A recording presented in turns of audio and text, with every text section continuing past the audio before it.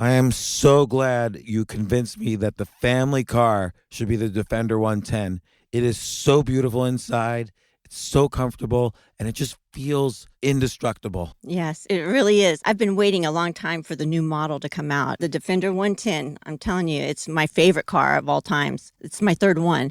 You know, I have stories of going off road. The guy managed the group. He was like, "What are you doing in this beautiful car?" I'm like, "I'm going off road." He's like, "Are you sure? Because you can use one of ours." And then they look like Mad Max cars. I'm like, "No, no, no, no, we're going to do this." And he was shocked. Wow. Well, it's great because the Defender has been reimagined for 21st century adventure, and its unparalleled off-road ability as well as its robust interior are invaluable whether you're headed towards uncharted territory or just a weekend of exploration. The Defender 110 tackles challenging surroundings with absolute confidence. The SUV conveys strength outside and in, featuring peerless technology like an intuitive driver display and an award-winning infotainment system. That's my favorite part, to keep you connected no matter where the journey takes you. Adventure is unique to everyone, and so is the Defender. Choose from the two-door Defender 90, the four-door Defender 110, or the larger Defender 130 with the ability to seat up to 8 passengers. You'll find uncompromising performance in all three. So pack up and go even further with the Defender 110. Learn more at LandRoverUSA.com/Defender. These days, we're all investors, trying to be smart with our money despite our worst impulses. But at iShares, we believe that deep down inside of every investor is a better investor. One that's just waiting to be let out. Explore iShares ETFs and insights and let your best investor out. Visit iShares.com for more information.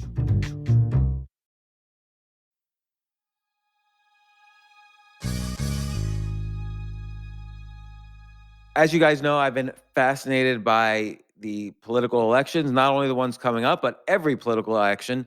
And now I've been able to also, I've been betting on the elections pretty hard, going pretty hard at it because of my inside information guy, Phil Stutts, who's campaign manager for dozens of elections in this upcoming race.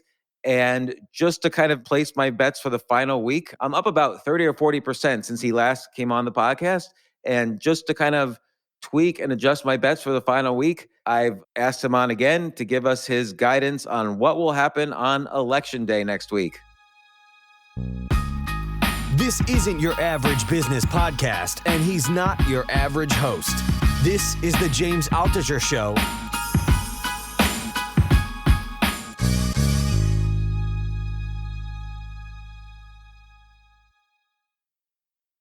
So, Phil, I know this is a busy time for you. 1 week before the elections, how many campaigns altogether are you involved in? Is your company involved in managing?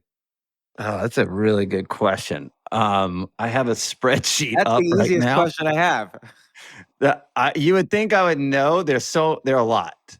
So I would have to pull my spreadsheet up and look it out. And now all of a sudden my computer is not letting me do that. So Roughly, governor, senator, congressman yeah. races. How many of those? Let's see. We've got 3 U.S. Senate, 3 governor, and then a ton of congressional races, and then state ballots, and a lot of other things around the country. Like if someone was running for like state senate, like not U.S. Senate, but state senate, how much would it cost to like hire your company to run the campaign?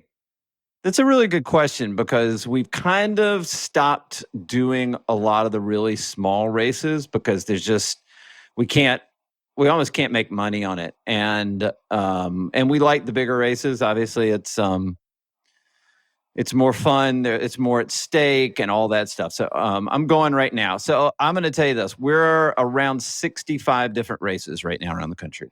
Oh my gosh. So you're incredibly busy, but thank you for coming on the podcast. You have your finger on the pulse. I'm just going to quickly ask you a bunch of questions related to next week's elections. I think all your predictions last time seem to have come through. Like, first off, and this is not political in the sense of just because you believe someone's going to win a race doesn't mean this podcast or you believes in that what that person says or opinions. This is just about essentially, for me, this is about gambling right now. Now, yes, I care who wins different races, but that has nothing to do with who will win. Who I care wins has nothing to do with who will win. So a lot of the predictions about who will win and what parties will win that you predicted a month ago have come true. And I know, and the reason I know this is because I made bets on every single one of your predictions, and I'm up like 30 or 40% right now. So I owe you a nice steak dinner Well, next we time should we start see each other. a political gambling hedge fund. Come on. I know. Well, I've talked to people who are interested in political gambling hedge funds, but there's no place on the world I can find where you can bet in size. Like even Right. predicted.org, you're limited like $1,000 per bet. Right. I don't know. And I looked at Las Vegas, it's not allowed.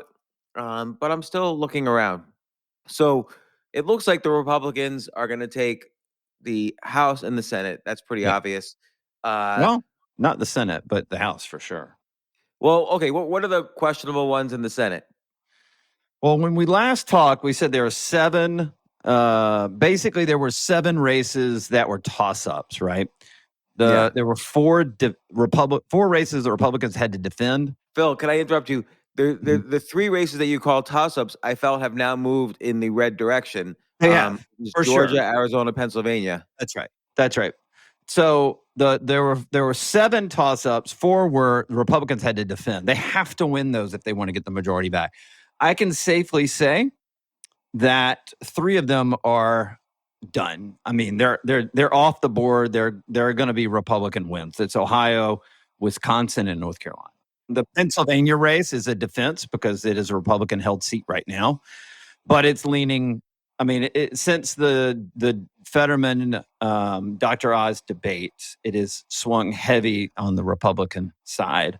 And then, really, you were right. There's actually 3 pickup opportunities. This is where the majority comes in state because right now we have a 50 Republican, 48 Democrat, and 2 independent Senate.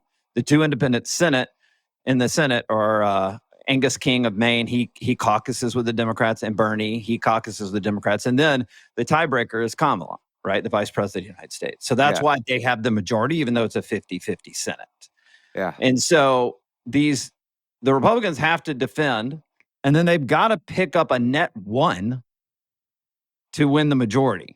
And right now, the one defense that's on the sort of the fence right now is the Pennsylvania race, the Fetterman versus Oz, and that is swinging heavily towards Oz going into this last few days.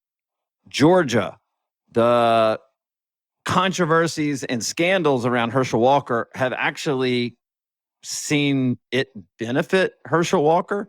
So how could that be? Like some of those scandals are pretty horrific. Right. I think people are seeing it and saying this is politics. Whether it's true or not, I'm not defending true or not. I don't know. Yeah. What I'm saying is, in the voters' minds, it's almost hard in the stance that we have to make some kind of change. And so you're seeing that race, the momentum is going towards Herschel Walker. In Nevada, Adam Laxalt is a pickup seat that's being held by the Democrats right now. And he has consistently led in almost every single poll for the last month. So you would see that as a pickup. And then the 2 that are, to me, the 3 on the fence right now are Pennsylvania, Georgia, and Arizona. It's going to come down to those 3, hands down. Nothing else. Everything else is pretty much locked in. So Arizona, you basically have Blake Masters down 9 points, 6 weeks ago, and he's either down 1 or 2 or tied in every poll now. And then you've got Georgia, which we just talked about, and Pennsylvania, we talked about. So that's really what's going to come down. What were the first 3? Ohio, Wisconsin, and what else? The Republicans have to defend Ohio, Wisconsin, North Carolina, and Pennsylvania.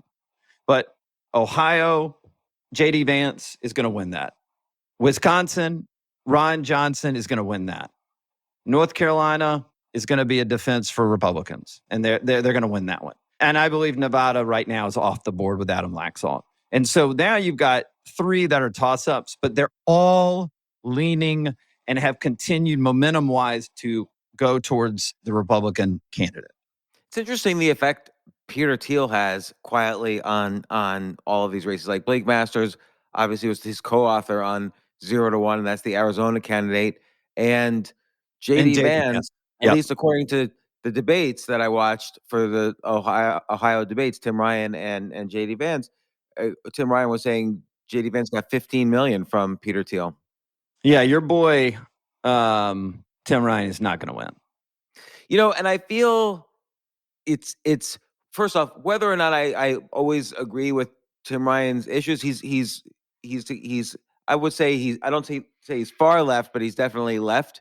And I admire him for running for Speaker of the House against Nancy Pelosi.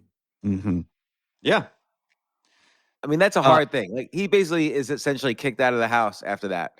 Right. For sure. All right. So I think one other thing that I'll bring up is in these elections, okay, these types, every 2 years, right, whether it's midterms or presidential, you usually see 3 types of momentum coming in for one party or the other. Not every election. I'm talking a momentum election, right?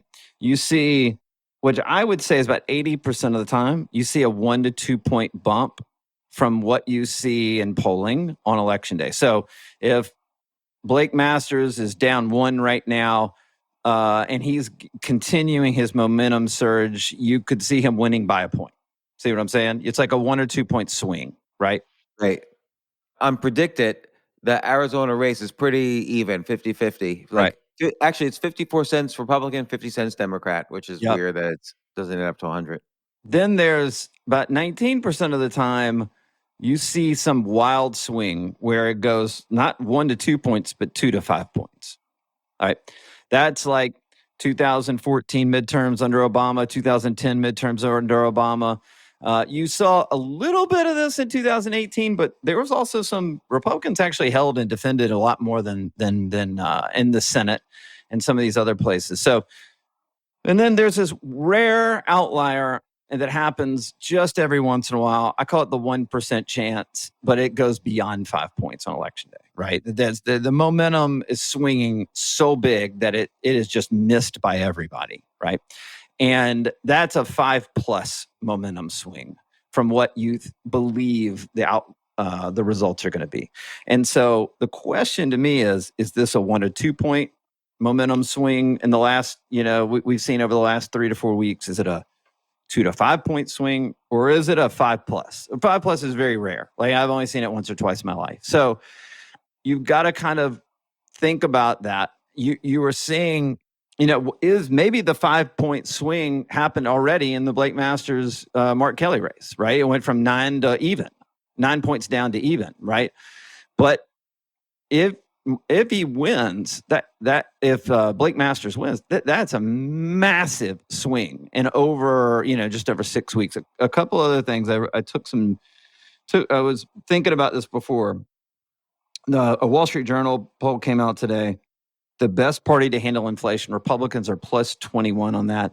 Also, in that same Wall Street Journal poll came out today, there has been a 26-point swing away from Democrats to Republicans since August amongst 2 sets of voters. I mean, combined, Latinos and women, suburban white women.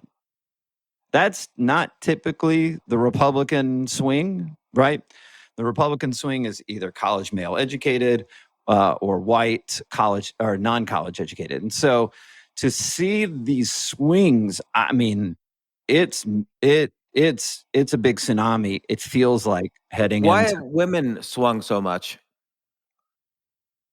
The number one concern among voters right now is crime and safety, inflation, and immigration.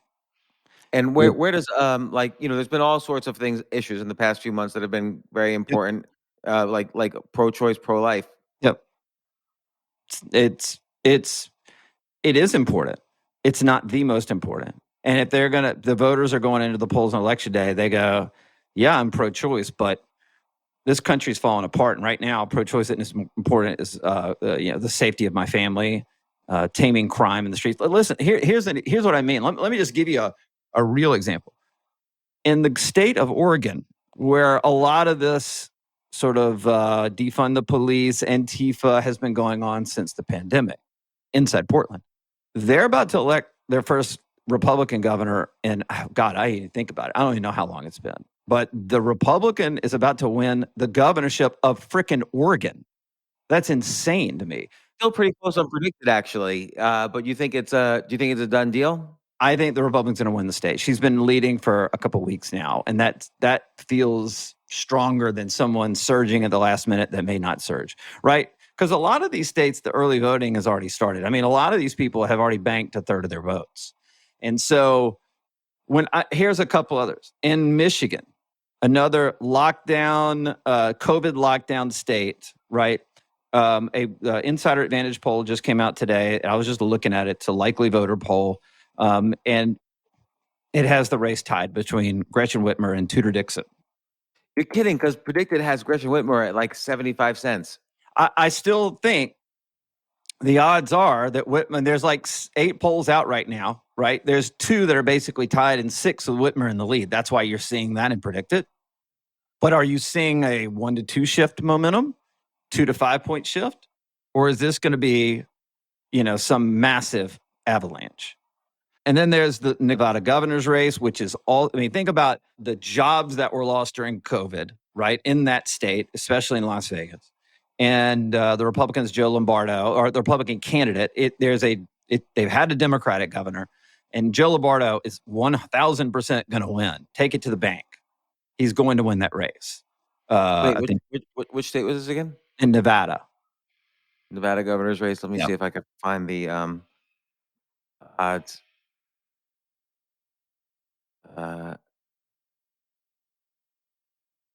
They don't have that market here for some reason.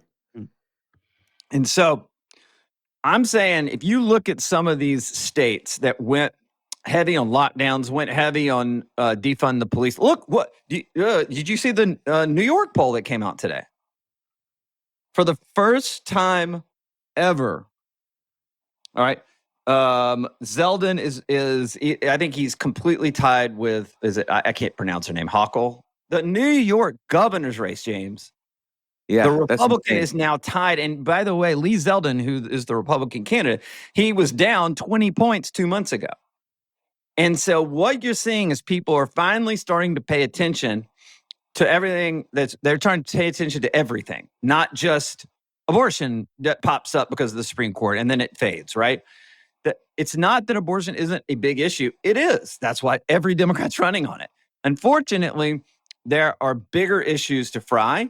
And voters, look, even if Lee Zeldin doesn't win in New York, the fact that in a poll he's tied in the state of New York is total craziness to me. That should never happen in a liberal Democratic state like that. Well, what happened when George Pataki won for governor of New York? It's not the same. I listen. When was Pataki governor? 1996 to 2004. Yeah, around there. Yeah. And has there been a Republican since? No.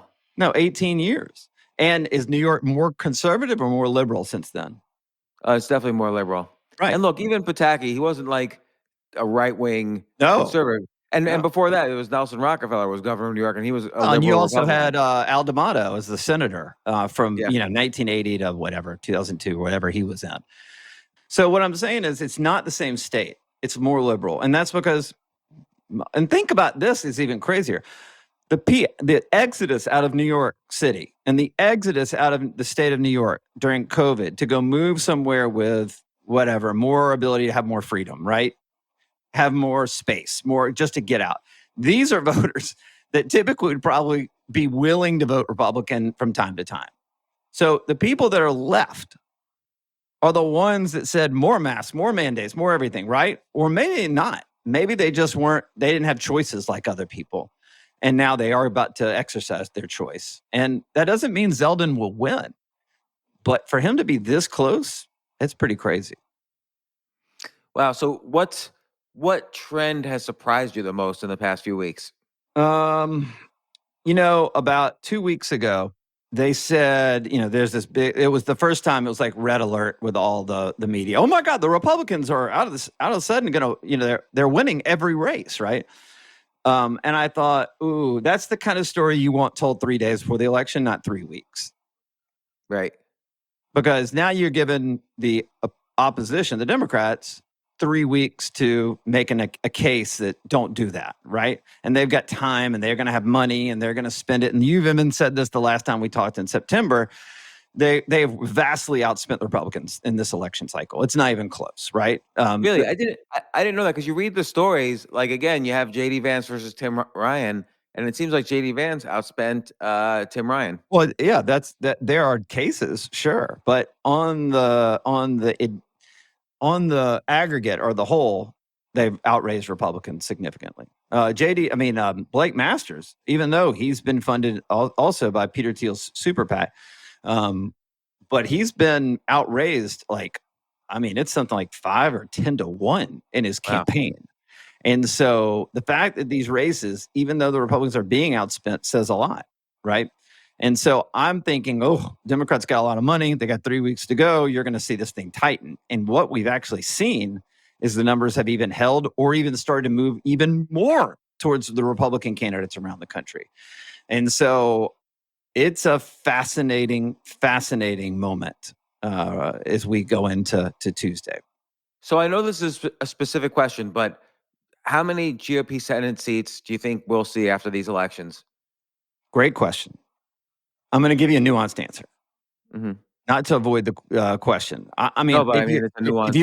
If you're gonna put a gun to my head, I say 52 or 53 Republicans in the U.S. Senate. But there's two factors that I think everybody's got to pay attention to, and I mark this down because if it happens, you heard it here first. One is that in Georgia, the state you're in, there's a good chance that Herschel or Warnock doesn't get to 50%, and because there's a third party candidate on the ballot, and if it doesn't get to 50%, we got to go to a runoff, and that's in another month. So we may not know, right? In Pennsylvania, they have already been saying that don't expect election results to be finished on election night, that it could be a week before you get final election results. I live in the state of Florida. We're going to have our election results done by about 8:30 Eastern time or 9:30 Eastern time. Like an hour after the polls close, they're done. They've got it. The fact we have a state that can't count their votes for up to a week is insane to me. Then you're going to see total chaos. The stuff that everybody's dreading is what you're going to see. Because if Republicans can get to 51 on election night without Pennsylvania and Georgia, there's going to be a little air let out of the balloon. But if it's 50 Republicans and then these two races will decide whether the Democrats or the Republicans control the Senate, everything you've dreaded from the Civil War scenario, everything you've dreaded by the way, James, you'll have to see 7 million more political ads for the next month. There will be voter fraud charges out of Pennsylvania. There will be voter fraud charges out of Georgia. There will be protests. There will be chaos. There will be violence. There will be all of these things. And no one's talking about this yet. But that's what I would say that I'm looking at and going, if Republicans get to 51, then a little of that air is let out of the balloon. There'll still be a big fight. There'll still be a lot of chaos. But if Georgia and Pennsylvania are not decided on election night, and it is 50 Republicans now and 46 Democrats, 2 independents, and then these 2 races decide the Senate, oh my God, it is going to be bad. It is going to be bad. Bad for our country, bad for our culture, bad for everything.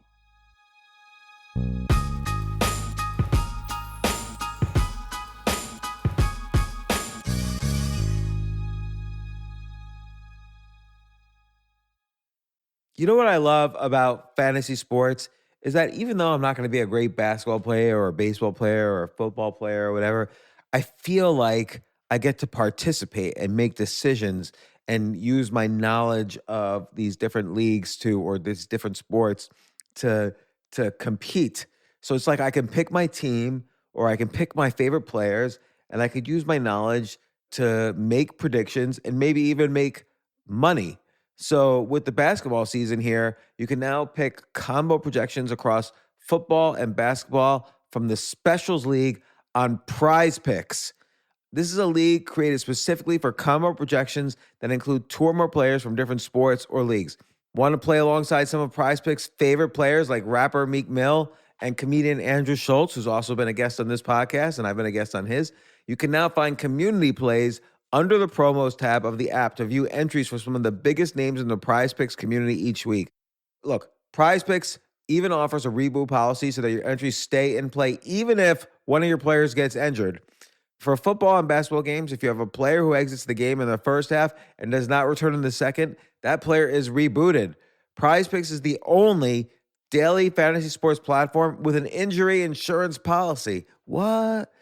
So I love playing it. I love anywhere where I can use analytical ability with my interests to demonstrate some skill and maybe make some money. And I like the game like aspect. I do wish they had chess as a category on prizepicks.com, but I'll settle for what they've got. Maybe I should make my own fantasy chess league. But in any case, I love Prize Picks. Go to prizepicks.com/James.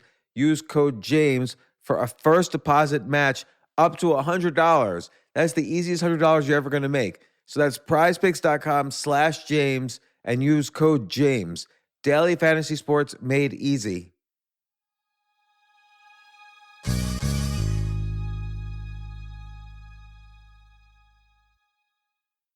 The future of learning is definitely online. Like, it's such BS that you have to spend $200,000 or take $200,000 in loans and go to some fancy school when it's useless. It doesn't guarantee you a job. Most employers, including me, do not care about degrees or grades or anything like that. We want to care that you love what you're doing, that you know what you're doing, in some cases that you have experience or that you're willing to learn. But people in general love learning and are curious. Like, the key to success is curiosity. And I think masterclass.com is the perfect model for online learning. I'm really happy they're sponsoring this episode.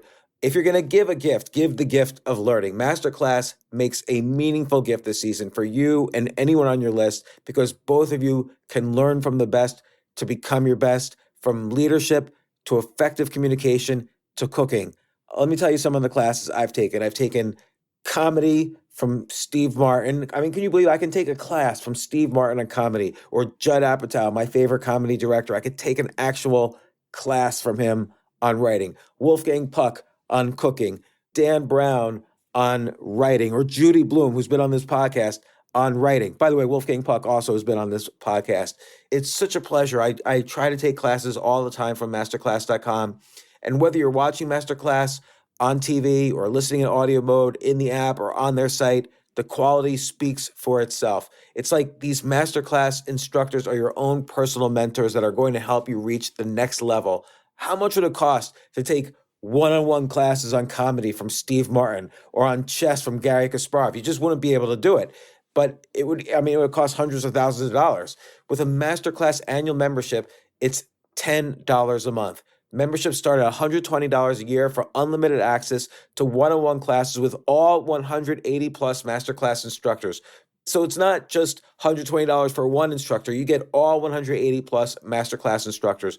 Boost your confidence and find practical takeaways you can apply to your life and at work. And if you own a business or are a team leader, use Masterclass to empower and create future-ready employees and leaders. That's the real education in today's world. So this holiday season, you can give one annual membership and get one free at masterclass.com/JAS. JAS, of course, stands for the James Altucher Show. So right now you can get two memberships for the price of one at masterclass.com/JAS. Masterclass.com/JAS. Offer terms apply.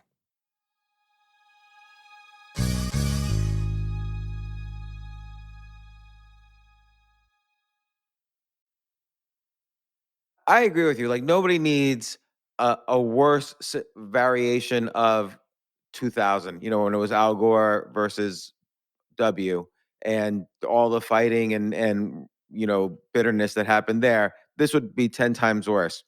And 10 times. but I feel Pennsylvania, I don't even think of Dr. Oz as Democrat or Republican. Like, he's just Dr. Oz. Like, if you told me he was running as a Democrat, I would be like, okay, that makes sense also. Yeah, totally. And Fetterman, just doesn't seem qualified at this point. And I'm not, and by the way, this is not like an endorsement or anything. Again, like for all these races, are these really the two best people in the entire state to be representing that state? Probably the answer is they wouldn't even make the top 1,000. But the reality is, people know who Dr. Oz is. He's a celebrity. He's kind of been a moderate celebrity. I mean, he's kind of been an in-the-middle celebrity for middle-class America for decades. And Fetterman is sort of like this unknown guy. Like, if you were to ask me point blank who would win, I would automatically say Dr. Oz, regardless of party. What's the issue against him? I mean, it's a very, we don't, there are states that we call purple states. They're red and blue combined, right? So they kind of swing both ways. But Pennsylvania has been a pretty good blue state for a long time, even though they have in the state house or the state senate, I think they have a Republican majority. They have this Republican senator, Pat Toomey, who's retiring. And, but, they've had some Republican governors in the past, but Trump won it in 16 and came pretty close, to winning it in 20. And Dr. Oz is like a New Yorker. Like, he's like a liberal. You would think someone from New York is going to attract a more liberal audience, whether he's a Republican or not. I don't know. This is a very difficult state to predict. And sadly, Fetterman had a stroke that was very obvious in the debate. Now, that doesn't disqualify him. I have strong feelings for him and his family that I hope he's okay. But I don't think people want to vote for that, for someone who's, not necessarily mentally, we don't know what his mental status is. Well, Oz's numbers have gone completely up since that debate. And people that were on the fence or had supported Fetterman, maybe tepidly supported Fetterman, have said he's not prepared to be a senator. And again, that's because, I keep going back to who are these people that put them out on stage? Isn't this some sort of abuse that they're being forced? And maybe he has the faculties to make his own decisions. But I think Fetterman made the decision that, hey, people will be, I care about my state and people will be sympathetic to my plight, and they'll see that, yes, although I say words wrong, all my decision-making faculties are there, and they'll feel sympathetic towards me. Maybe he had the chance to get off of the ballot in August, and have a replacement, and he decided not to do that. And he knew that he couldn't listen to questions and answer them. He had to read it on a screen. He knew he had the issues. This is, we're talking almost 3 months before that debate. He had the stroke before the primary, and he didn't say anything. So, I get what you're saying, but at the same time, Democrats, they just like Republicans put themselves in terrible positions sometimes. Well, this is one of those as well that's not helping the Democrats at all. Well, predictit.org, which party will win the Pennsylvania Senate race? They have Republican over Democrats 62-43. Yeah, I think that's fair right now. That's fair. One of the things we didn't talk about just happened is in the Arizona Senate race, this Mark Kelly, Blake Masters race. Just today, the Libertarian candidate dropped out. Oh, really? And endorsed Blake Masters. And the last poll that Peter Thiel is largely libertarian, and maybe they had a conversation. I don't know. But the last poll that I saw I was looking at the numbers. I think the Libertarian candidate was getting 2.7% of the vote. Now, here's the thing. This Libertarian candidate still is on the ballot. He's not off the ballot. So, and if you've already voted in Arizona, it doesn't really matter. So maybe you voted for him already, right? But as we go into the last few days of the election, the remaining voters, if they see the news, it may sway thousands of votes. And if that's the case, and this race is as tight as the polling says it is, that's probably going to help Blake Masters. I'm trying to see. So you're saying Oregon governor's race, Republican. Yeah. New York governor's race, probably Democrat, but interesting nonetheless.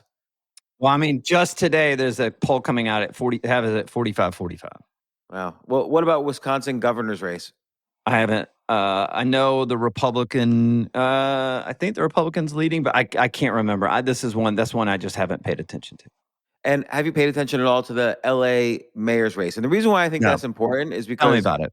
of course, that's traditionally Democrat, but crime is such an issue. Crime, taxes, economy is such an issue in LA. So you have Karen Bass versus who's a Democrat versus Yep. Rick Caruso, who's a billionaire. Rick Caruso spent like 80 million versus Karen's 11 million on a mayoral race, and Karen Bass has been winning the entire time and maybe is still ahead, but Rick Caruso is moving up fast in the polls. What does the betting market say? 72 cents to 31 cents, Karen Ooh. versus Rick Caruso. But my thinking, and I'm betting on Karen Bass to win, but Rick Caruso's been moving up fast and he's spending a lot of money. Yeah, I actually sat down about 2 years ago with Dr. Drew as he thought about running. Oh yeah, he Yeah. should have run. That would have fit. It's weird. It's very interesting, actually. I know. The He should have complexion run. of I these. told him he should have run for governor, but he didn't. He has the name to run for governor, and he would have had a good case. I don't know when Gavin Newsom is up for governor or whatever, but Right now. oh, I didn't even know that. Who's No. running against No, him? I think so. I maybe I'm wrong. I have no idea. I'm not paying attention to California, so But obviously. Dr. Drew has the name, and this is a weird race where you have people like Dr. Oz, Herschel Walker, J.D. Right. Vance, who wrote one of the most popular books in history, Hillbilly Yeah. Elegy. Like all these quasi celebrities or celebrities are running, and this is I think this is actually a good trend. Like it Mhm. shouldn't. Like people are always complaining, oh God, politicians suck. It's business as usual. But it's good for other people to realize they have a voice also. Now, those other people now happen to be celebrities, and who cares what celebrities think? But I'm hoping for a day when anybody can run, and you don't necessarily need like $150 million to run. But so far that part hasn't happened. No, I mean you're pulling out all the outliers, James. I mean, I'd push back and say the vast majority of candidates are not able to self-fund. The vast majority, Yeah, and they that's have to go probably- raise the money, and which is one of the hardest things to do in politics. It's so hard. yeah, that's the entire job, really, of being a candidate is raising money. That's right. And then, because then everything is just people only actually see you on debates, and not that, I mean, as a percentage of voters, how many people go to see the candidate? How many people see the candidate in person? It's a really good question, but it's a very small percent. That's why I always laugh because in the 2012 presidential campaign, people are like, Mitt Romney has never gotten crowds like this. Or, no Republican candidate has ever had crowds like this at a presidential rally. These are the biggest crowds ever. They want to defeat Obama. Don't believe the polls. And then he got blown out, right? Yeah. And then you saw the reverse happen, which was Trump was having these massive crowds in 16. And everybody said, yeah, we've done those. We know crowds don't work. That was the big argument back then. And then what happened? The crowds worked. So I don't know. Again, one of the things this is the last thing that was top of mind, and then I'm happy to answer any other questions, but that I would, ask the people that are listening right now to think about, right? We talked about this in September, that there's sort of this submerged voter that they used to have a bumper sticker on their car, they put a yard sign out for their candidates, and then because of the Trump, I'm talking about Republican side, that because of Trump now, they're afraid they're going to get canceled or vandalized or whatever, and they just took those signs up, but they still expressed their opinion by 2020, and now they just don't even express their opinion anymore. But they're going to vote, and they're not on the polls, like they're not showing up in polling. How big is that number? How big is that submerged voter that just says, I'm not opening my mouth because I'm going to get in trouble, but I have an anonymous vote and it's going on election day in the midterms. The New York Times came out with a poll this week, right? I don't know if you saw this. No. They have Mark Kelly. They have Mark Kelly running 15 points ahead of Biden's approval. Warnock at plus 10 Biden approval. Fetterman plus 7. They got it is all over the place. It's insane to me, right? They also have Herschel Walker getting 7% of the African American vote. Okay. Every other poll that I've seen has Herschel Walker getting between 15 and 25% of the African American vote. So So what's the deal? Like the New York Times, are they just catering to their audience? Like, why don't they have a legit poll? Like, it, again, I'm not saying one I'm poll not. is It right or could be wrong. legit. Hold on. Mhm. Let's see what happens on election day. This is Yeah. something I'm saying. They have Warnock winning, Fetterman winning, Kelly winning. They have all these guys winning, right? Um, they may even have Tim Ryan winning. I can't remember. I think they had one other one, but I just can't remember where it is. So By the way, I just want to say again, both Tim Ryan and JD Vance, I really appreciate them both as candidates because JD Vance did write an authentic, good book, Hillbilly Elegy. I highly recommend it. And Tim Ryan, who's been on this podcast twice, is just a really great guy. He wrote a book on meditation. One other congressman has written a book on meditation, and he ran against the most powerful woman in Washington, Nancy Pelosi. He ran against her for Speaker of the House and lost. That's like unspeakable because you're going to get slammed for the rest of your career after that. yeah, that's right. Okay, so I was wrong. It's not Ohio. They have Adam Laxalt losing the Senate race, the one that I tell you that I absolutely believe Laxalt's going to win. Okay. By the way, So and they have, Adam Laxalt is a legacy runner. yeah, You know, his his dad, father. Paul Right. Laxalt, Right. ran Nevada, like governor Right. and senator for decades. Like, and he was like Ronald Reagan's best friend. So Adam Laxalt brings that whole family history in Right. with He's him. running against Masto, which is she's a incumbent senator in Nevada, Democratic senator. So they have all those going to the Democrats to win, right? They're the outlier. Sometimes like in the Trump 16 election, there was one outlier, right? So I don't know. It's crazy right now. I mean, I'm looking at stuff that I trust, but we'll find out on election day. I don't see how the New York Times poll is right at all. But that's what, and you ask, where does it come from? I believe that their foundation of this poll is rooted in turnout 2020. And I don't think they're understanding that not as many people turn out or that people may switch their votes as a baseline, right? I think they're going after, in polling more hardcore Dems based on how they looked at the 2020 election.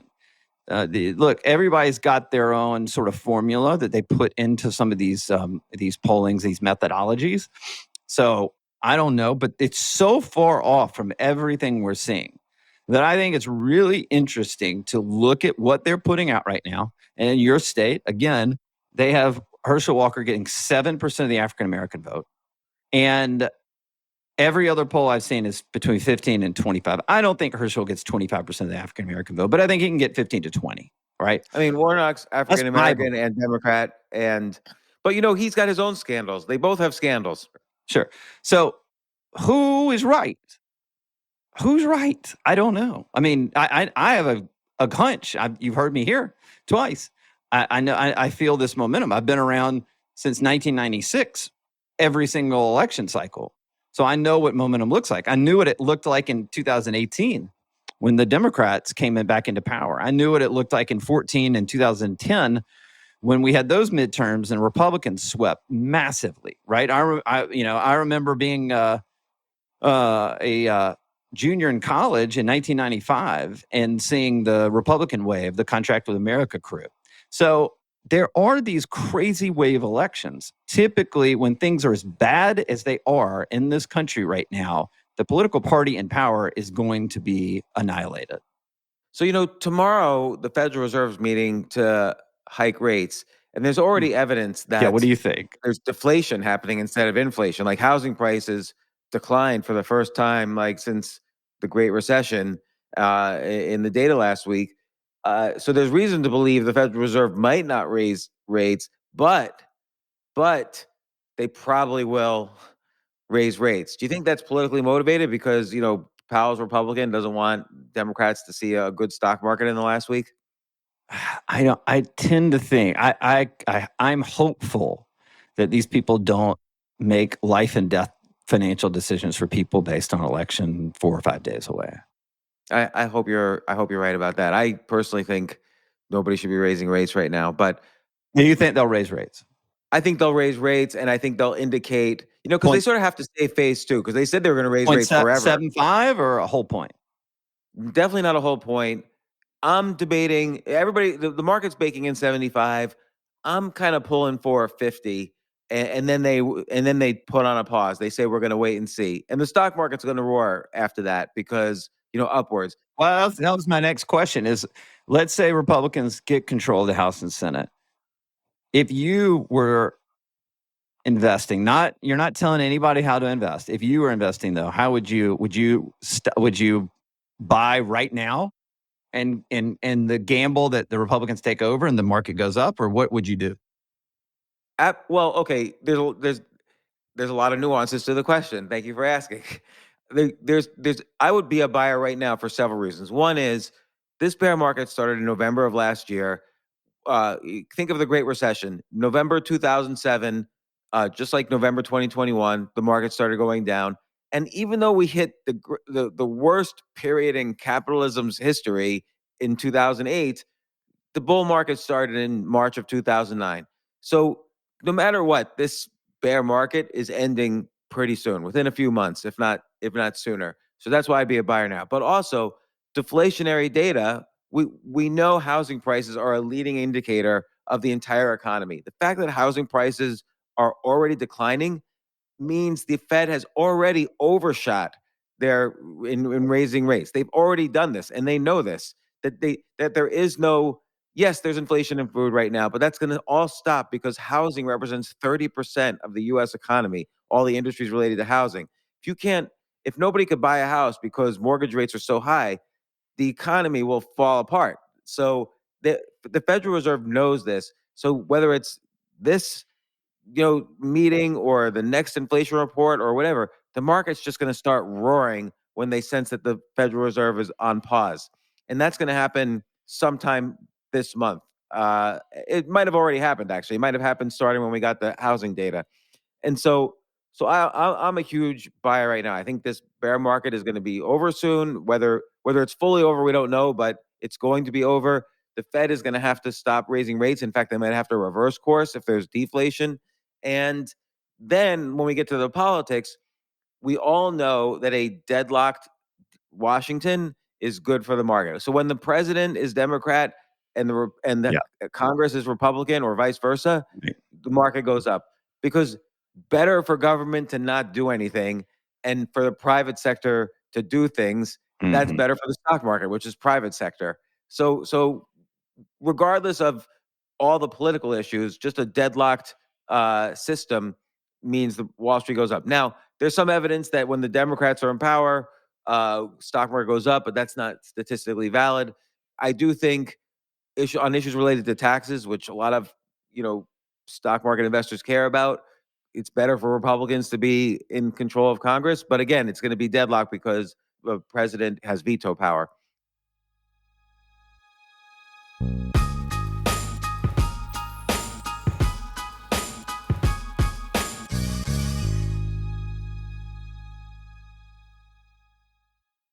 Oh my gosh, I love these clothes. Mizzen and Main. That's Mizzen and Main. It really is the most comfortable work clothes. Travel clothes. I had to travel this whole week. I'm traveling for a week and a half, and I just took Mizzen and Main clothes with me. Close out 2023 in style with comfortable, breathable, packable, and machine washable pieces from Mizzen and Main. As you wrap up your year-end goals, enjoy a Mizzen and Main dress shirt that you can wear confidently. I like that they've very, very just nice, solid colors. I don't really like to get all fancy in patterns and everything, although they do have some pattern shirts, but very comfortable clothes, stretchable pants. It's just super comfortable, but they look professional and you can wear them casually or professionally. I like some of their flannel shirts or untuck shirts. I love untuck. I never tuck in. So again, whether you're shopping for a special someone or giving yourself the gift you really want, I just buy myself gifts.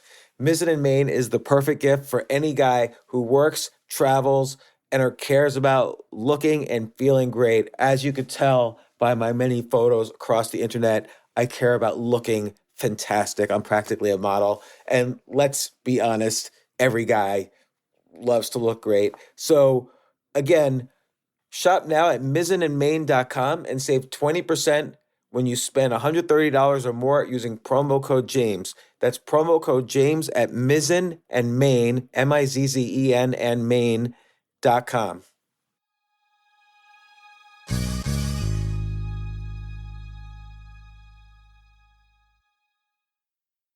This is such a valuable service for all business owners, big businesses, small businesses, doesn't matter. I wish I had this in the many different businesses that I've started.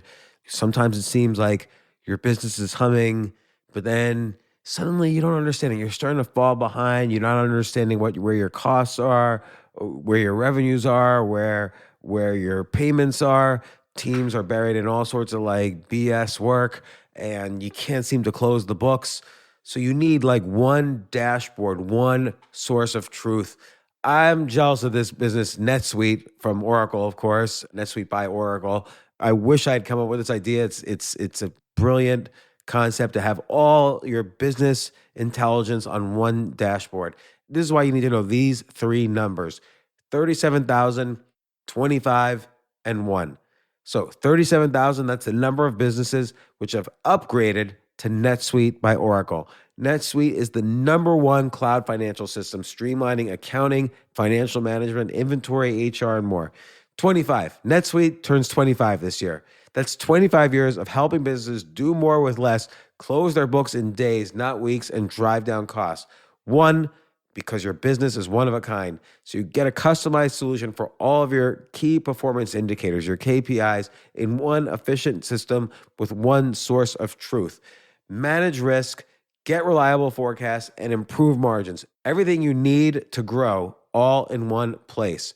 So right now, download NetSuite's popular KPI checklist designed to give you consistently excellent performance absolutely free at netsuite.com/James. That's netsuite.com/James to get your own KPI checklist. netsuite.com/James.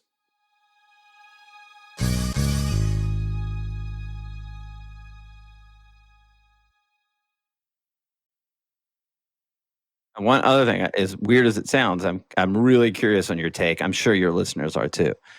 What is the market effect of Elon taking over Twitter for you? Positive, because it shows, first off, I grew up, I was all my life a Democrat. And Democrats were the party of free speech. Like, we would make fun of people burning books. Yeah. We were the party, like Kurt Vonnegut, when one of his books was being burned by some Republican town or whatever, he wrote a letter, a passionate letter to that town. And that was like the standard bearer letter of the Democratic Party for free speech. The fact that the day after Elon took over, people started tweeting. There's like a million tweets that just say ivermectin, because Yeah. people were like testing it out, Right. whether they get banned. And I think it's a good thing. Well, a couple of things. I think Twitter has, as Jack Dorsey put it, Twitter has been the public town square. That's where I go for news. That's where I go for information. Now it's going to be more reliable. It's also going to be more unreliable, but people are smart. You have to trust people that we're going to get through this, that you can find the right information and not just live in an echo chamber. Also, the fact that anybody was censored at all from Twitter ever is crazy to me. When you have the Ayatollah of Iran, and I might be misspeaking a little bit, but he said something, he tweeted once something to the effect that the only good Jew is a dead Jew, or something like that. And he doesn't get censored, but the leader of the United States, who I'm not saying I'm positive or negative about, but the fact that a guy, the Ayatollah of Iran, could tweet anything he wants about Jews, not get censored, and people get censored saying hydroxychloroquine, it just seems, whether I agree with that or not, it just seems insane to me. So this has got to be a good trend. Plus, Twitter is very poorly run. I don't know if they've ever made a dime of money. Oh. And I'd like to see a platform, a social media platform that really becomes a public town square and not just an echo chamber. Like, I saw the Twitter employees on Joe Rogan explaining their methodology, and it was just insane. And Jack Dorsey was speaking over them because he was kind of embarrassed. And at least this ridiculousness will end of censorship, and that's a good trend. Yeah, I'm actually excited to Whether I see. agree with things that are being censored or not. Like I don't in most Yeah. cases, but people just when you have like again the Ayatollah of Iran, I'm using him as an extreme case. He doesn't get censored, but like some professor from Oregon State University does for saying, "Hey, has anyone checked out ivermectin?" Like that seems insane to me. Yeah, you're talking about Brett Weinstein. No, I'm making that one up. Oh, well, I But think Brett, that actually happened with Brett. I think okay, he was at Portland State or something like that. He was in Oregon, but yeah, I'm with you. Okay. yeah, I'm Peter Boghossian was at Portland State University and was essentially, had to leave the job for ridiculous reasons unrelated to Twitter. But just in general, this trend where people who would be liberal Democrats are being pushed away from right. their party because of this censorship trend from a minority seems crazy to me. Like all the information, I was having daily Instagram lives about COVID where I was looking at all the issues back in March 2020 and April 2020 and May 2020 all the way through July 2020. And it was helping so many people understand the news. I got so many notes and reports, and I wasn't being biased. I was saying some people believe this, some people believe this. Here's the data. Here's the data. I had people on my podcast who were epidemiologists, people who disagreed with each other. Political liberalism is about a group of people coming together, disagreeing, and then forming a consensus where some people might be unhappy at the end of that. That's what liberal really means. Right. And people have forgotten that completely. Yeah. Sorry, that was my rant. I appreciate it. No, I was super curious how you thought about it. Yeah, and I'm also just curious to see what Elon Musk does. Yeah, I'm curious about what he does for the business model itself. Like, Yeah. he's gonna make money on it. He's gonna get a return on his investment. I'm convinced of that. Well, I could see what he's doing initially, which is first off, he's getting rid of all bots. Like, I'm sure some people have lost, 30% of their followers. I've lost about 1/10 of 1% of my followers in the past few days. Because probably I had some bots following me. Not, Yeah. some people pay for bots. I never did that, which is why I only had like a few hundred bots. But that he's definitely getting rid of the bots. I like the fact that he's going to charge for the blue check mark. Like, why should some people be? I have a blue check mark, but to me, it seems like this elitist thing where whoever, because I knew the Twitter CEO, I got a blue check mark 10 years ago. So it seems like an elitist thing to me. I'd rather people I pay have for one, it. and I only have 3,600 followers, and I have one. People yell at me, "How do you get one?" And I go, "I don't know. I just apply." Yeah, well, now it'll be clear how you got one. You're going to pay for it because he's going to charge $5 a month for it. So that'll make Twitter money, and the blue check marks will legitimately rise up in the algorithm. Yeah. And if you're a bot, you're not going to pay $5 a month probably. No. So and whatever other verification has to happen. So Did you so know? that will, I don't know if you know this. Their stock was trading 10 years ago at something like $73. So he got it. I understand 10 years of not making money, the stock is not worth what he just paid for it. But 10 years ago, it was $73 or something around there. And so, like, they haven't done anything in 10 years to improve. No, it's pathetic. I visited them about 8 or 9 years ago. I spent some time in the office. I hung out with Dick Costello, who's the CEO. He also wrote the foreword to my book, Choose Yourself. I don't think anything has changed on Twitter since then. They've added a few features, like you could subscribe to people's newsletter tweets. I don't know how that works. I haven't done it, but they've hardly added any new features, and they've become so important in these elections. And then they've been, I hope Elon Musk makes the algorithm public and how it's changed because I want to see what was done to actually. Look, people complain about Russia influencing elections. What about the minor employees of Twitter who are working on the algorithm? Well, Like I that. just finished now. I can't think of the name of it. There's a book on the story of Twitter, and I think it may have just come out, or maybe it came out a year or two ago. And that's a fascinating story about how all these guys came together and created it. And like Jack was just like a lowly employee when he started. Well, okay. I'll tell you what happened was Ev Williams, who sold Blogger.com to Google for like. He went to Medium, created Medium, didn't he? Yeah, he created Medium later. So first he sold Blogger.com in like 2004 to Google for, I don't know, $50 million, something like that. And then he started I forgot the name of it, a software to do podcasting, actually. And one of his That's right. employees made a platform to send SMS messages through the internet to his friends. And more people started using that. And so Ev Williams said to all his investors, look, this podcasting thing's probably too early, which it was. So I'm going all in on this new thing my employee Jack Dorsey is doing called Twitter. And he said he offered to buy out the VCs who didn't want to be in anymore. And all the VCs got out. Yeah. And Ev Williams bought them all back. And that's how Jack and Ev Williams, basically started off Twitter. Yeah, didn't I tell you about that book about the drug runner, the like international drug runner? Was it Nick Bilton that wrote that book that you had on? I told you should reach out to. Oh, yeah. Did we reach out to him? I forget. Yeah, well, he wrote the book called Hatching Twitter. That's the one I just read. Oh, yeah. I've read that book. Yeah, right. Hatching Twitter. It's a true story of money, power, friendship, and betrayal. And yeah, I've read that book. It was an excellent book. Oh, yeah, Nick wrote the American Kingpin that you had him on your show about that hunt for that crazy Australian guy that lived in the Philippines that had the biggest drug running operation in the world. Yeah, I mean, the story of Twitter is fascinating because it's a really great lesson in business, and I think just now the next chapter is being written. I mean, I like that Elon is going to make people pay for the blue check mark. I like getting rid of the bots. I like if he makes the algorithm public. So far, everything I've liked that he understands management efficiency, and so look.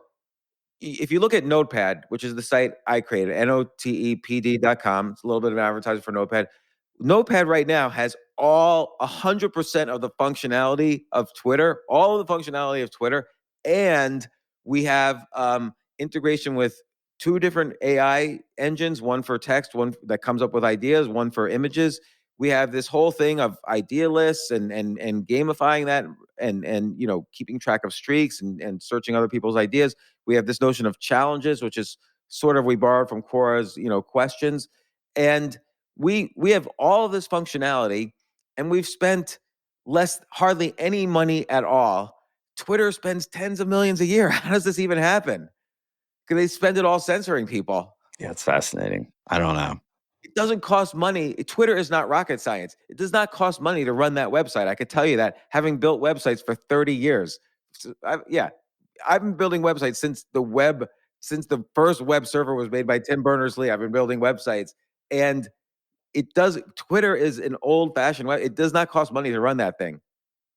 So it's insane what's been happening there. So I hope Elon Musk, who tends to be, regardless of what I think of him in other ways, like he tends to be a straight shooter on business stuff. It's fascinating. So, okay, couple quick questions. We're gonna do lightning round. Okay, I'm ready. And if it's okay if you don't know these things, I know you're focused on the races you're running. Kansas governor. No idea. No idea. Okay, it seems pretty close in the predicted. I'll just run through. So New York governor's race, it's 78-26. I mean, if you're looking for a good bet, James, the New York governor's race and the Michigan governor's race, they're probably long shots, but you could make a lot of money if you picked a couple of them and one of them hits. Yeah, I try that. The odds aren't like Republican is 26 cents.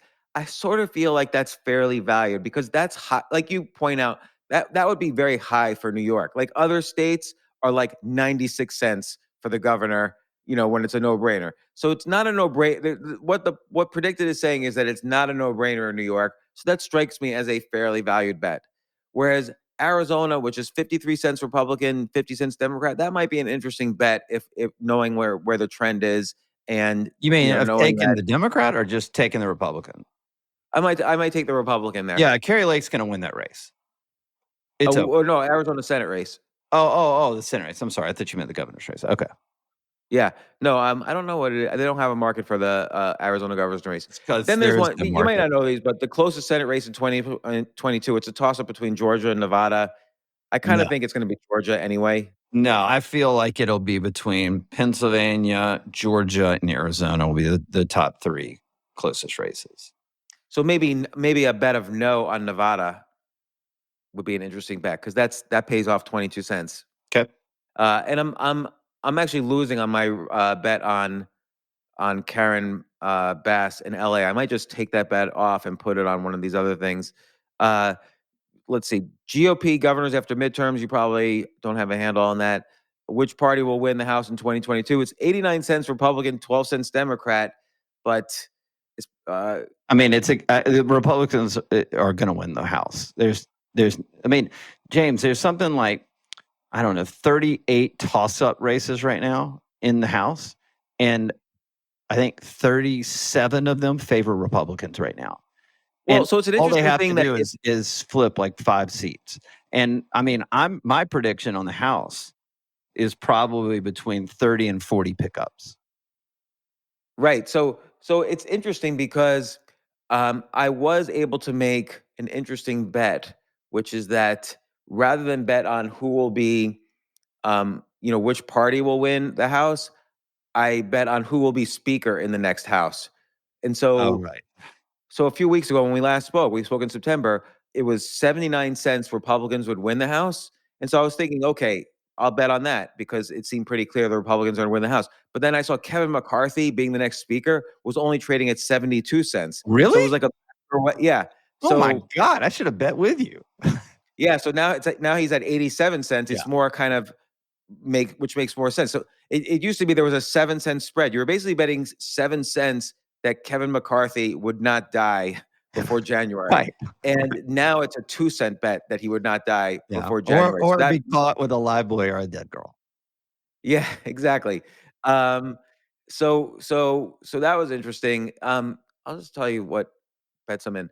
Actually, I am in the Arizona Senate race, but I'm only up a little on that. The speaker one, I'm up. Who will control the Senate after 2022? That one, oddly, was 48 cents when we last spoke, and now it's 71 cents.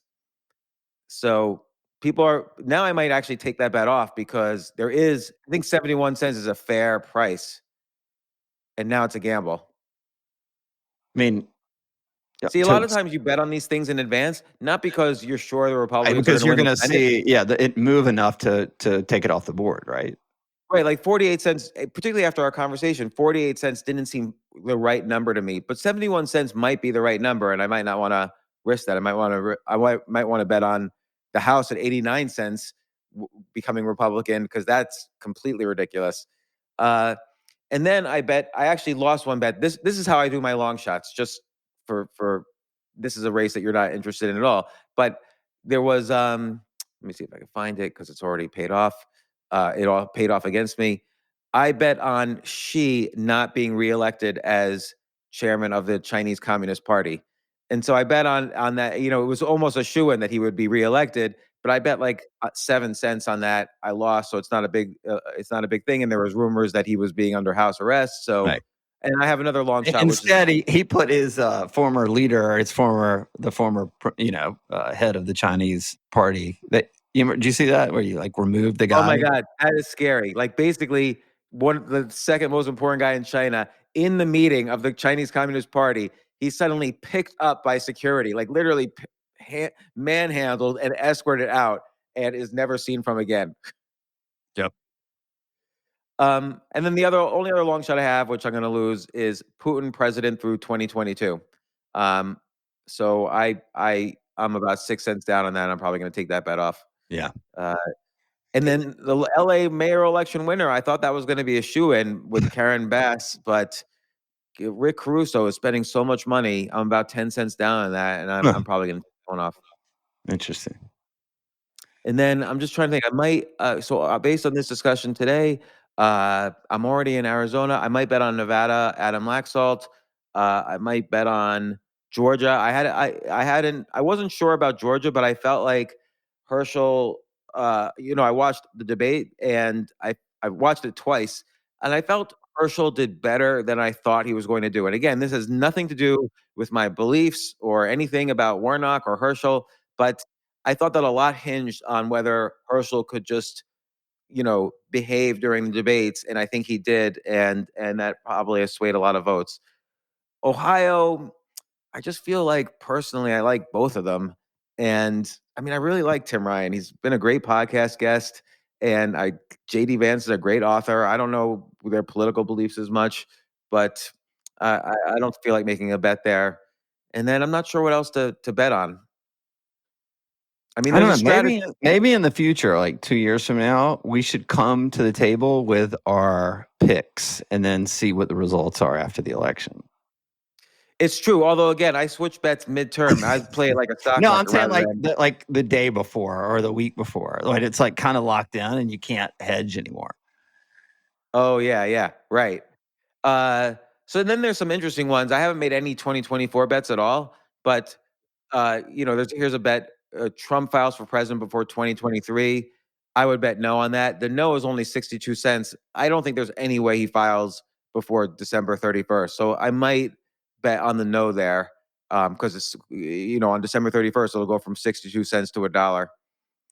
Uh, and I mean, unless you have some insight, do you think he would run for file for president My before? insight is if you can predict anything with the Trump organization or Trump himself, then I think you're going to have great advantages. But I don't have any insight. Like I would never bet one way or the other because it's a total guess. And there's an interesting market where who will be the next president, DeSantis or Trump, and they're kind of neck and neck, which is odd that two Republicans would be neck and neck and not a Democrat there for the one or two slot. And then there's an interesting market for the Democratic 2024 presidential nominee. It's definitely too early to call that, but Joe Biden's only at 37 cents and Gavin Newsom's at 16 cents.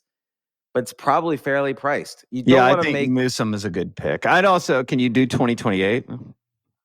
no, but Newsom would be interesting for 2028, no matter what. No, I'm not talking about Newsom for 2028. I was thinking Kerry Lake and Arizona for 2028. Wow. Okay. Interesting.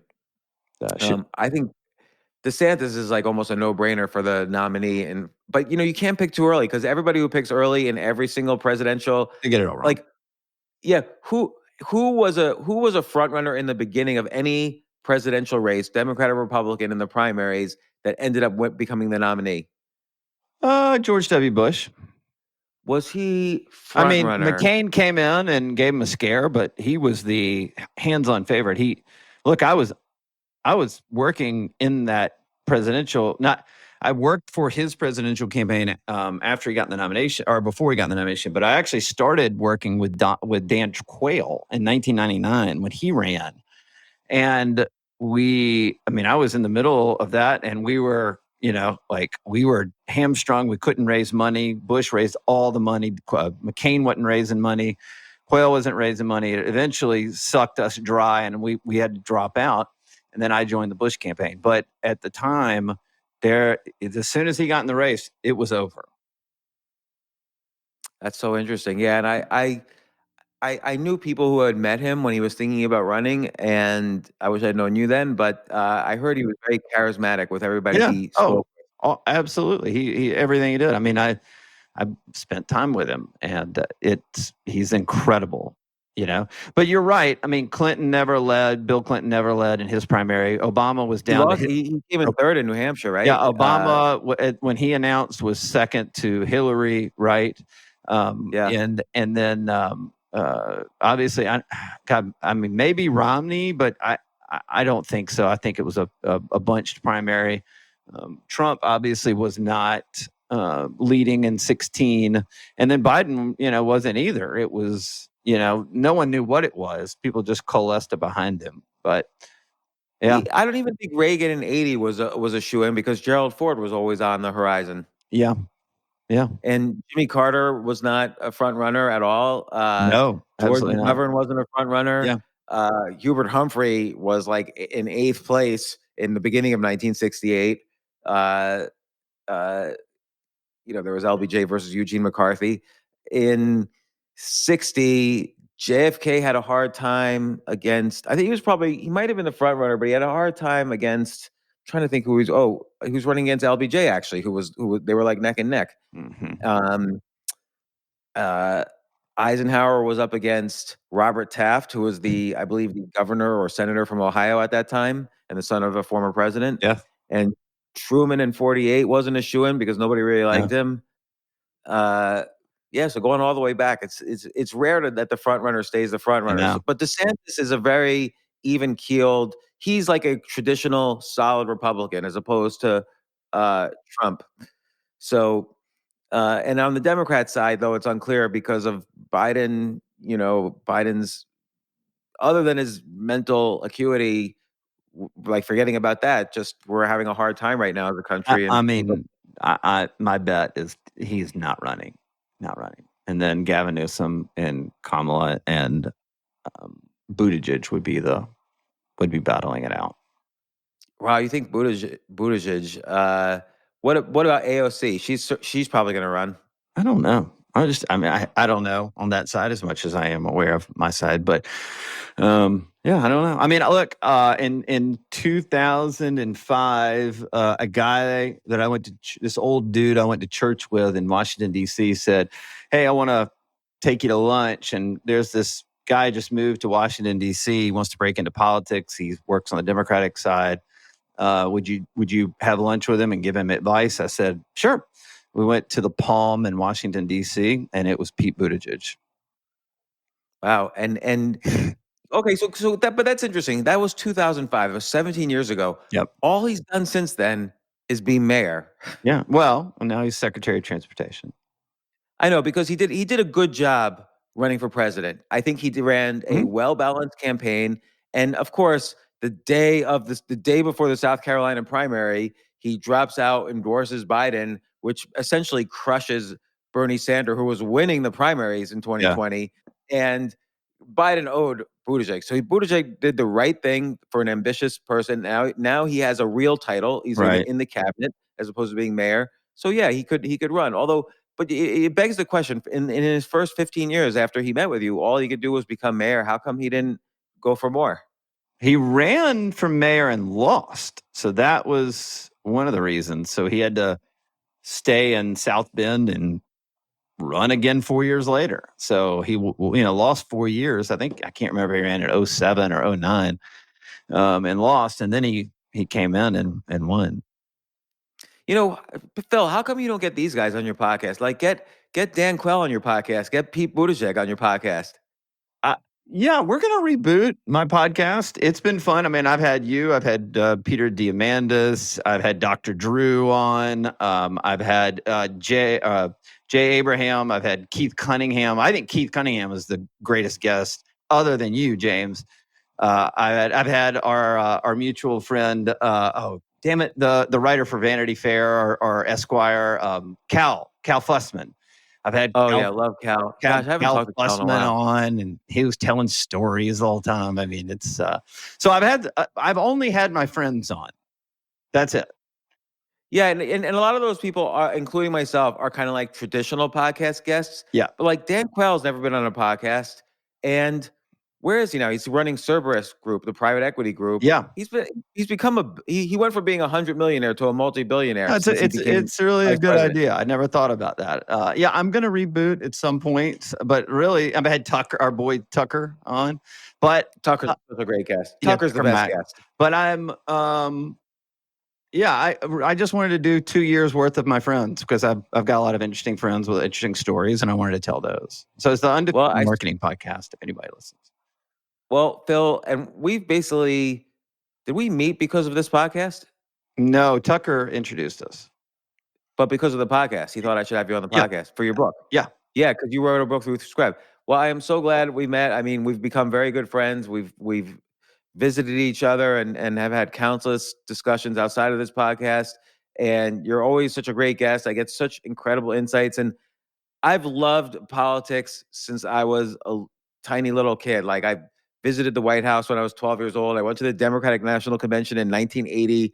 I've just been a big follower of the game of it. We've never talked about that, but that's a very famous convention because Ted Kennedy tried to overthrow the delegates and win the race at the convention over Carter.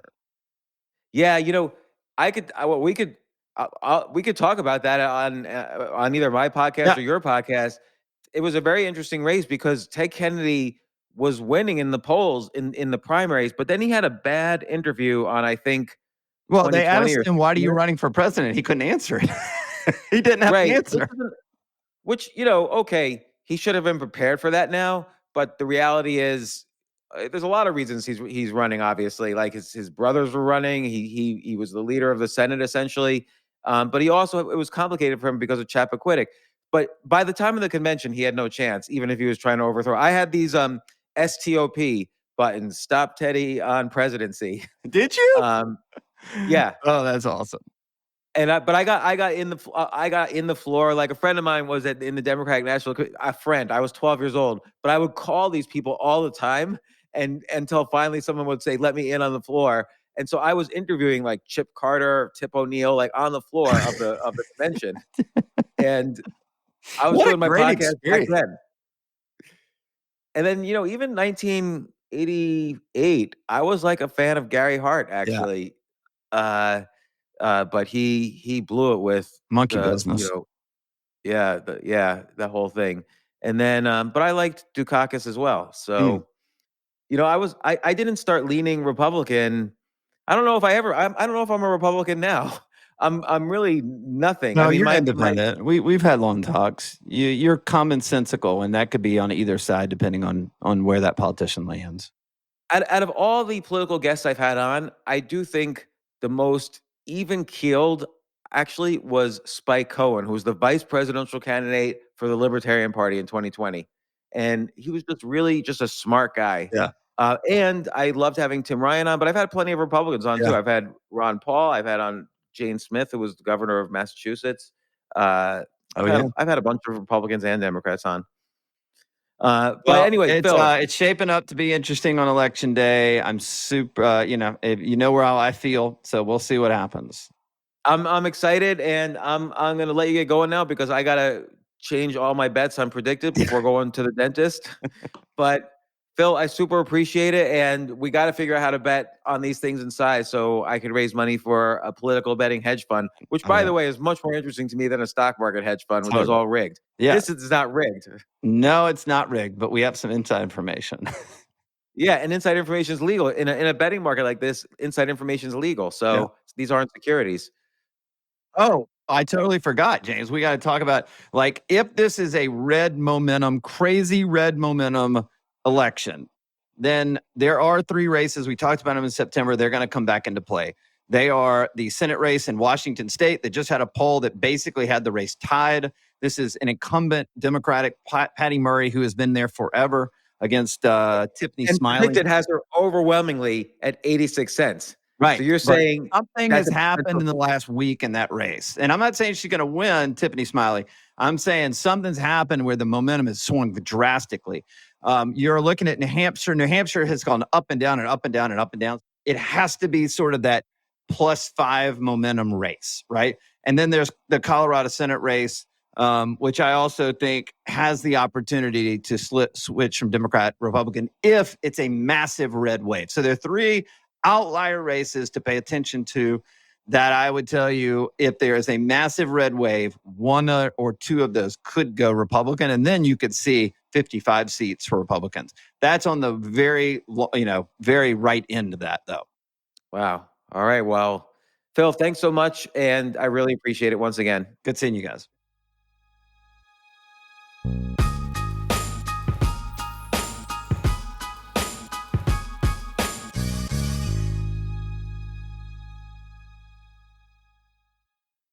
It's your last chance to check everything off your list at NFM. Get savings in every department. Shop in-stock gifts like toys, electronics, appliances, and furniture. NFM gift cards make amazing presents. Save time with drive-through pickup.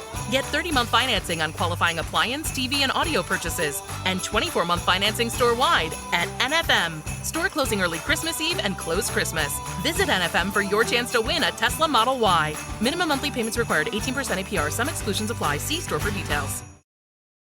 Whether in person or remote, open communication with your doctor is key to managing any condition, including heart failure.